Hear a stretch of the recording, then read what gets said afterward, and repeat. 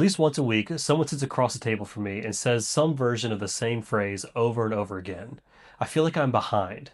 And I always ask the same question back to them. Behind what exactly? Nobody actually has a good answer to that question, and that's the whole problem. What are they actually feeling behind with? What makes them think that they are behind? What in their life growing up or with their life circumstances has led them to that belief and that comparison trap?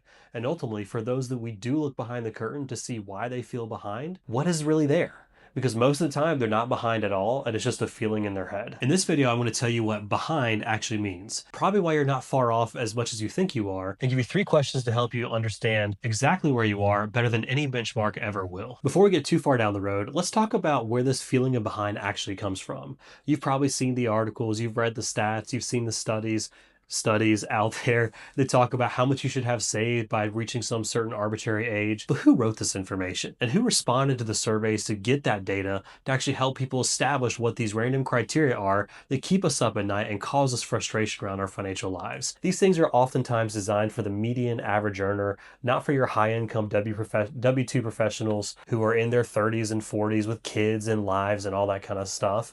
Maybe even your parents told you need to work for one company for the rest of your life and get a good job and, get the pension and all those kind of things. But is that really the world we live in today? Not only that, but there are so many things in the world today that cause us to feel behind emotionally. Social media distortion, comparing ourselves to other people that are truly just leveraged to the hilt and are secretly dying inside from how stressed out they are about their financial situation. Or even just the unfounded comparison of someone who did come from wealth or inherited wealth over the years. But all these things are emotional attacks, not just the practical attacks we feel from all the other stuff we see out there. It doesn't help that your 30s and 40s are actually expensive, both practically and emotionally. You've got kids, you've got aging parents, lifestyle expansion, moving, changing jobs, maybe buying a house for the first time. There's all these factors that add to that pressure and add to the stress to make us feel behind. So the truth is that those who take the time to actually sit back and ask the question, wondering if they are behind, are oftentimes the person who is ahead because they're taking the time to consider and question and wonder with a healthy anxiety, am I doing the right things? Am I on the right track? Am I lined up for what I want down the road? Because they're considering it, that behavior alone shows me that oftentimes they're going to be okay. It's the other side that's more scary. Think about your friend or the person you know who just kind of floats through life, hoping things go together, or it seems like they always get a lucky break at the right time. What we see happen time and time again is that people that don't pay attention and don't give enough care to where they are today get to retirement or get close to retirement and just kind of hope that things are going to work out.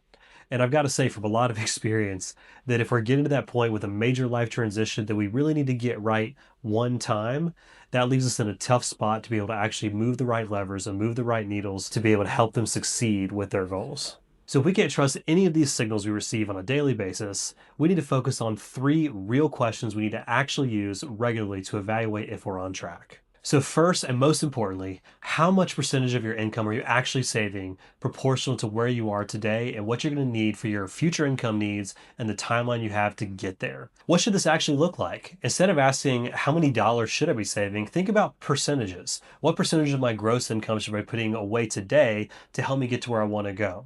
The reality is we need to think about projections because projections do matter.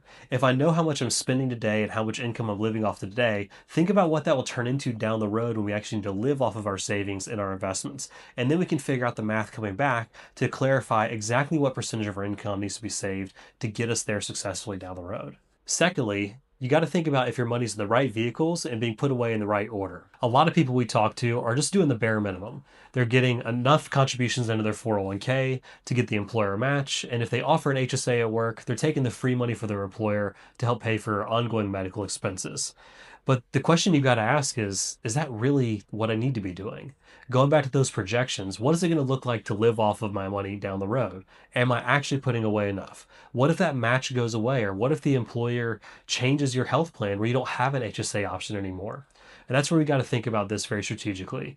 A lot of times, the whole pre-tax and Roth discussion in terms of your 401k, it's not really a tax decision anymore. It's more of an inheritance decision. The decisions we make today have an impact not just for our lifetimes, but for future generations more than ever before. And connecting it back to your personal situation, before you leave anything as an inheritance, It's about building flexibility for your personal life and retirement. A lot of people we talk to who are high earners in their 40s are maxing out pre-tax 401k plans because they want to save on their taxes today, and they wake up in their 60s with massive tax liabilities. We don't want to see that. We want to be proactive and intentional to make sure we know exactly what kind of flexibility and freedom we'll have down the road. And lastly, are you building flexibility or just a big number? You're going to hear me talk a lot about margin in these videos.